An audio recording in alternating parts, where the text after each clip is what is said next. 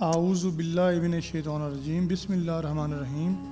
السلام علیکم ناظرین، آج کی اس ویڈیو میں میاں بیوی کی ناچاکی کے خاتمے کا ایک آزمودہ عمل آپ کے لیے حاضر ہے۔ عمل کون سا ہے؟ سب سے پہلے یہ آیت کریمہ سن لیں اور اس کا طریقہ کار میں آپ کو آگے چل کر ویڈیو میں بتاؤں گا۔ بسم اللہ الرحمن الرحیم۔ وَمِنْ آیَاتِهِ أَنْ خَلَقَكُم مِّنْ أَنفُسِكُمْ أَزْوَاجًا لِتَسْكُنُوا إِلَيْهَا وَجَعَلَ بَيْنَكُم مَّوَدَّةً وَرَحْمَةً۔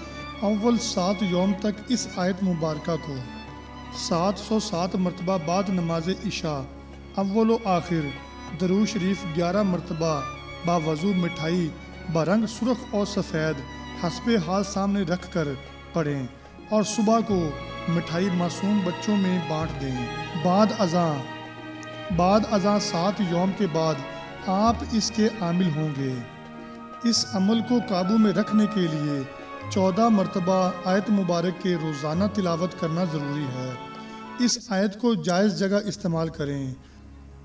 بصورت دیگر رجت سے وہ حال ہوگا دیوانوں کی طرح مارے پھرتے رہیں گے اور دنیا عالم کا تماشا بن جائیں گے۔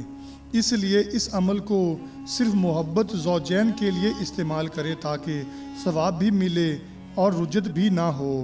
بوقت ضرورت ناراض شخص کو پانی یا پھر کسی میٹھی چیز پر دم کر کے 7، 14 یا 21 مرتبہ پڑھ کر دم کر کے کھلا دیں اور دعا کریں کہ رب العالمین فلاں بن فلاں کو فلاں بن فلاں کی محبت میں بے قرار کرے اور وہ جلد ہی رجوع کرے، یا ناراضگی ہو تو چھوڑ دے۔ انشاءاللہ بجلی کی مانند تاثیر ظاہر ہوگی اور مطلوب خود رجوع کرے گا اور اپنی غلطی کی معافی کا طلبگار ہوگا۔ انتہائی مجرب ہے۔ اس میں تقوی، اعتقاد اور خلوص شرط اول ہے۔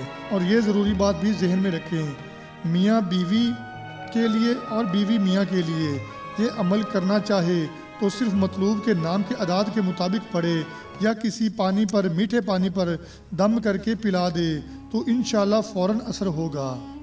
اور یہ عمل بڑا ہی مجرب اور فوری اثر کرنے والا عمل ہے۔